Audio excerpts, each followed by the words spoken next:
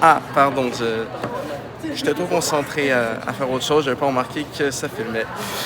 Bienvenue Pacific Girls, c'est Archibald pour ni plus ni moins que la 14e critique. Et ce coup-ci, on va faire une critique d'un album qui est sorti le 6 décembre dernier, qui va commencer une lignée qui j'espère va être aussi bonne que celle des albums de BTS. Et bien justement, les albums de BTS ils viennent de se terminer, et bien maintenant, on va commencer les albums des Blackpink. Et oui, ben Blackpink aussi, c'est pour moi, je considère que BTS sont les rois de la K-pop, et donc Blackpink, ça fait d'elles les reines de la K-pop. Et bon, on n'a rien d'officiel sur Jisoo. Jennie a juste fait une chanson. Et par contre, c'est officiel, Lisa, le 28 février. Alter Ego, mais bon, ça c'est encore dans loin, un petit bout de temps. Hein? Donc, pour aujourd'hui, ça va être la critique du premier album solo d'une membre de Blackpink, c'est-à-dire Rosie de Rosé. Et oui, moi je dis Rosé, pas Rosé. Rosé, j'ai l'impression que ça fait trop francophone. Mais Rosé, ça fait trop hispanophone. Rosé? Ah, Rosé. Rosé de Rosé.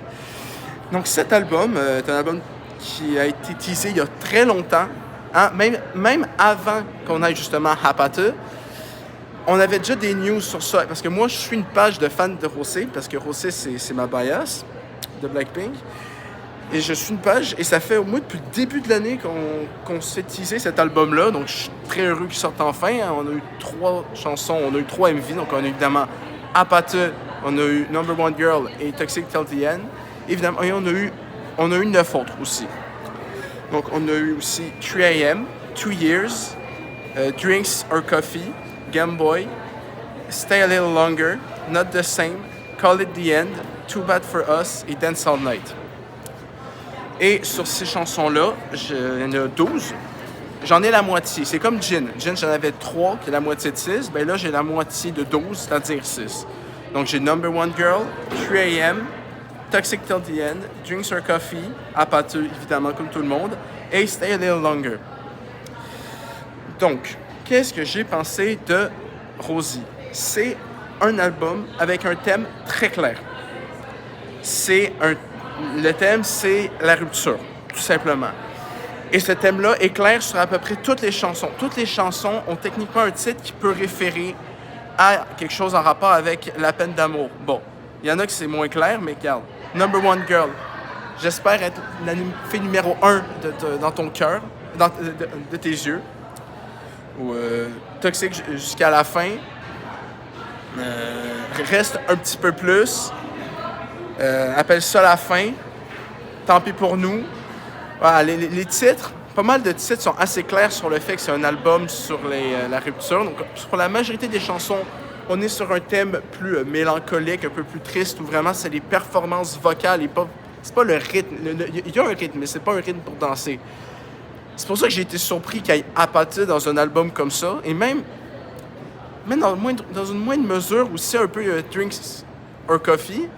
Mais surtout Hapata, quand on a eu ce premier extrait, c'est le premier extrait qu'on a eu et Rosé avec Bruno Mars, on n'aurait jamais cru avoir un featuring aussi étrange, aussi fucké que ça. Mais ça existe et c'est la chanson de K-pop la plus vue de l'année. On est rendu à plus de 600 millions de vues. J'espère que ça va encore aller encore plus loin parce que c'est pas, pour moi, c'est pas ma chanson préférée de l'année, Hapata, mais c'est certainement la chanson de l'année dans le sens que c'est la chanson qui a eu le plus de popularité. En tout cas, je considère que 600 millions en deux mois, c'est sorti le 18 octobre, je considère qu'en aussi peu de temps, avoir autant de vues, c'est exceptionnel et j'espère que ça va rester la plus vue de l'année parce qu'elle le mérite. Donc, ce que j'en ai pensé, donc je vous ai dit que j'avais la moitié des chansons. Moi, ça veut rien dire, mais maintenant, avec ça, ces 6 chansons-là, j'avais déjà Gone et Underground de l'autre album, R. Oui, c'est un mini-album de 2 tunes. Ben maintenant, j'ai 8 chansons avec Rosé dedans, ce qui fait que c'est celle dont j'ai le plus de chansons. Hein. Lisa, j'en ai 6, et Jennie, j'en ai 3. Jisoo, j'en ai pas. Mais Rosé, j'en ai 8. Donc, ça fait d'elle la Blackpink avec laquelle j'ai le plus de chansons. Et c'est logique, hein, comme j'ai dit, c'est ma bias. Mais pour ce qui est de l'album en soi, j'ai écouté 3 fois. J'ai écouté 3 fois. Une fois, justement, en bus avec mes nouveaux écouteurs. Vous avez vu dans une des photos de mon NNN. Les qualités sonores. En fait, la première chanson que j'écoutais avec ces putains d'écouteurs, c'est Apateux. Fait que, voilà, c'est clair que je l'aime, cette tune-là. Et même ma mère aime cette tune-là, alors que d'habitude, Blackpink, c'est pas trop sa canne. Fait que c'est pour dire à quel point la chanson est bonne, mais c'est pas juste cette chanson-là qui est bonne. Number One Girl, je trouve que c'est la plus impressionnante au niveau de la performance vocale, à quel point sa voix a pitch haut. Et les autres chansons, ouais, c'est les autres chansons que j'ai dû écouter les chansons 3 fois pour avoir un avis sûr et certain. Et franchement, moi, je dirais, dans Apathy, ça reste la meilleure. Les deux qui sont sortis avant que l'album sorte, Number One Girl et celle-là, c'est les deux que je préfère, évidemment. Donc, 2 chansons que je dirais pas mal, c'est des 9 sur 10. Et pour ce qui est des 4 autres que j'ai, c'est pas mal des 8,5. Mais si je devais faire une moyenne, ben c'est logique, si je dis 8,5 et 9 et tout, ben ça fait à peu près une moyenne de 8,5, quelque chose du genre. Et ben en général, c'est ça. À l'inverse de Jin, même si quand même Jin avait quelque chose d'unique, Rosé a vraiment trouvé son style. Et j'ai un peu lu sur l'album, et c'est vraiment un album qui parle des ruptures amoureuses, de tout ce qu'elle a vécu de triste au niveau de l'amour. Et bien on peut se dire, c'est classique, parler de l'amour dans un album. Oui, je suis d'accord. Parler de trucs d'amour, que ce soit positif ou négatif, c'est très classique. Mais ce qui rend une chanson unique, malgré le thème qui est revu, c'est la voix. Et la voix de Rosé, je trouve que c'est la voix de la Blackpink avec la voix la plus puissante, je pourrais dire, parce que Lisa et Jennie sont très bonnes pour faire des chansons rythmiques, des chansons rap. Même si je dis ça, Lisa a fait Moonlit Floor, qui n'est pas du tout une chanson rap, mais bon, voilà. Je trouve qu'au niveau de la voix pure, pas au niveau du flow, au niveau du débit, ou au niveau du rythme, du rythme dans le sens rythme pour bouger, à part pour Apathy, évidemment.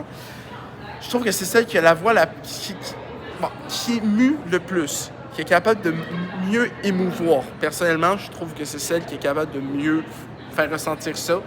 Vraiment, les chansons sont toutes en anglais, parce que Rosé, même en étant sud-coréenne, ça reste au fond une néo-zélandaise. Si vous ne saviez pas, c'est une néo-zéo-sud-coréenne. Ou une sud-coréano-néo-zélandaise, peu importe. Elle a vécu quelques années en Australie et en Nouvelle-Zélande, donc elle a un anglais absolument parfait. Donc, je pense que toutes les Blackpink ont un anglais plutôt parfait, mais principalement elle, vu qu'elle vient littéralement d'une place qui parle anglais. Donc toutes ces chansons sont en anglais, donc les paroles sont très accessibles. Vous avez juste à prendre un Color Coded. Si vous connaissez Color Coded, c'est des vidéos, c'est tout le temps de la K-pop, que ce soit solo ou de groupe, mais des duos avec des artistes étrangers à la Corée du Sud, comme justement Bruno Mars.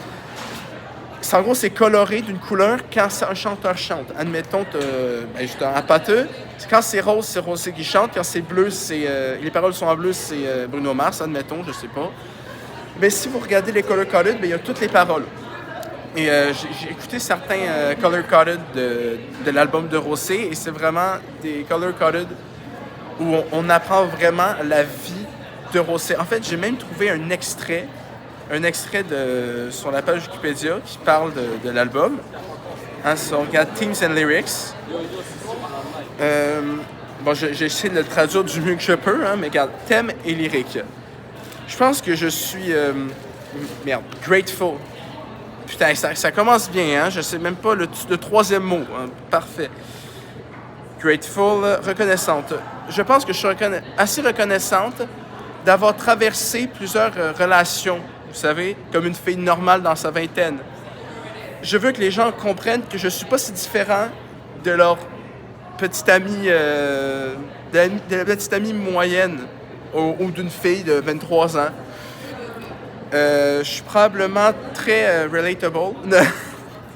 C'est une dinguerie à quel point je suis pas capable de traduire, alors que je suis en traduction, littéralement.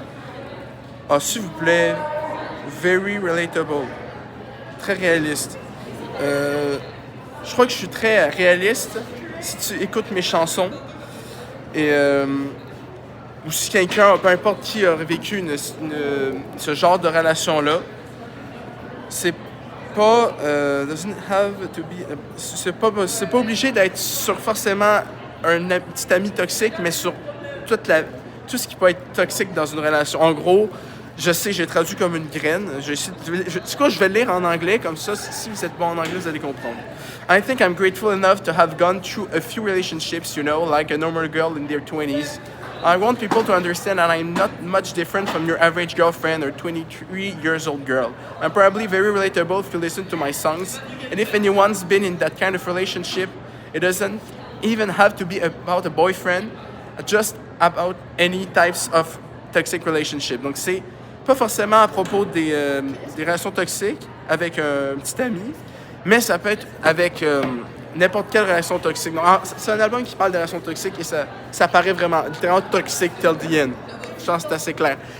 Mais ce qui est très le fun aussi, c'est que justement avec Drinks or Coffee et Apatus, c'est pas un album que triste ou que mélancolique, que profond au niveau des propos. Il y a des lueurs d'espoir. C'est littéralement comme la vie. L'album représente très bien la vie d'une fille dans la vingtaine. C'est un mélange entre des fêtes, un peu de party, et des moments plus mélancoliques, plus tristes. Et je trouve que pour la représentation de la vie de quelqu'un de 20 ans comme elle, c'est extrêmement relatable, justement. C'est très réaliste sur ses propos. Donc, ça, c'est ce que j'ai apprécié, c'est que l'album au complet, pas chaque œuvre individuellement, mais l'album global, forme une boucle qui fonctionne très bien dans le thème qu'elle a choisi. Et je trouve même que ça représente vraiment un cycle de la vie, quoi. Des moments de tristesse, des moments de nostalgie, des moments mélancoliques, des moments plus où on fait le party.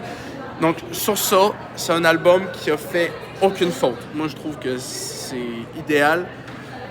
Mais par contre, si vous êtes vous-même en relation toxique actuellement, ou que vous avez fait une rupture dernièrement, est-ce que c'est un album que je vous recommanderais? En vrai, oui, parce que sous les paroles tristes et tout, il y a quand même un message d'espoir, justement comme Happy de Jin, même si Happy, c'est moins sur une relation toxique, parce que bon, les BTS n'ont pas vraiment une relation, vu que c'est des sortes de K-pop.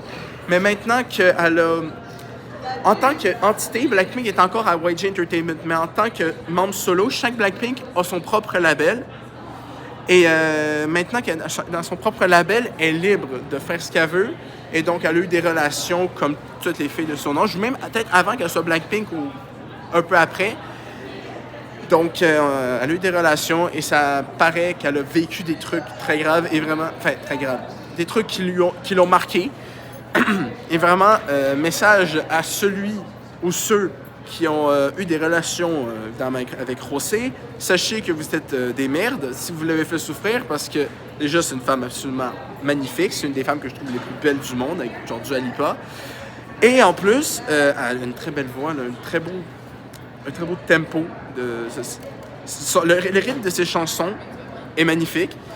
Et vraiment, c'est une personne merveilleuse, tout le temps optimiste, très cute en général.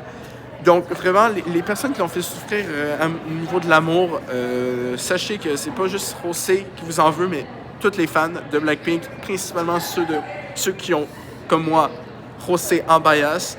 Donc sachez, mes chers petits sacripants, que si vous avez fait souffrir Rosé, vous n'êtes pas des bonnes personnes. Voilà, point. C'est le propos de fin de cette vidéo. Si vous avez fait souffrir Rosé, vous êtes des merdes. Mais bon, je pense que personne qui ont... Putain, ça va pas bien. Ça paraît qu'on est en fin de vidéo. Hein. C'est sûr que personne qui ont une relation avec Rosé va voir cette vidéo. Je suis conscient, mais... Et je dis pas non plus d'aller hate. Si vous trouvez c'est qui, par miracle, hate pas. Les réseaux sociaux, il y a déjà assez de haine. Il n'y a pas plus de haine encore. C'est inutile, mais voilà. Quand même, d'un côté, si elle n'aurait pas eu ces relations-là, on n'aurait pas eu Rosie. Fait que d'un côté, est-ce que c'est... Bon, c'est pas positif, mais j'ai l'impression que c'est un peu un exutoire. Un exutoire, voilà. C'est un peu un exutoire pour dégager tout ce qu'elle a vécu de mal dans sa vie. Elle a transformé sous forme d'un album, et ça fait que c'est le premier album d'une membre de Blackpink absolument magnifique, dont je peux donner la note de 8,5 sans problème. Voilà, comme vous savez, quand je commence à me répéter, c'est que c'est le temps de finir. Donc, oui, juste un quart d'heure, mais tranquille. Hein. Si les vidéos sont courtes, vous n'allez pas vous plaindre. On a eu des vidéos depuis quasiment 1 heure, donc ça va. Donc voilà. Donc en général, c'est un album très beau. J'ai la moitié des chansons. Les autres chansons que j'ai pas, c'est pas parce que je les aime pas, c'est parce que j'y suis moins attaché, mais quand même, ça reste toutes des chansons très belles. Et franchement, je suis sûr qu'il y a des gens plus émotifs, ils pourraient pleurer à des chansons de ce genre. C'est pas mon cas. Mais voilà, je peux comprendre des gens qui le font. Donc, merci d'avoir regardé cette 14e critique. J'ai essayé que la prochaine vidéo soit pas une critique. La vidéo dans 2 semaines, vous savez, c'est le top 10 des meilleures choses de l'année, mais la vidéo la semaine prochaine, je ne sais pas encore ça va être quoi. Peut-être j'aurai le temps de finir Just Dance ou Mario Party d'ici là, donc je vais en faire une critique. Je sais pas, on verra. Comme toujours, ma chaîne est une grande surprise. Donc, j'espère que vous avez aimé cet avis. Écoutez l'album. Si c'est possible, achetez-le. Moi, je ne l'ai pas acheté encore parce que je ne l'ai pas trouvé. Surtout parce qu'à ma fête, j'ai reçu littéralement Right Place, Wrong Person, Muse, 8 et Happy. Donc déjà, j'ai eu assez d'albums dernièrement. Donc, on va dire que c'est correct pour l'instant. Donc, mais je suis très heureux. Rosé a fait un excellent album. Comme Jin, on était très impatients qu'il sorte. Donc, j'en suis bien heureux. Donc, quittons-nous sur un autre petit extrait de la chanson. Je vais me faire copyright, c'est pas grave. Kissy face, found back. I wanna kiss your lips for real. Red hearts, done, yeah. Give me something I can do. Oh, don't you love me like I want you, baby? Don't you need me like I need you now? See tomorrow, but tonight going crazy. All you gonna do is just meet me at the party.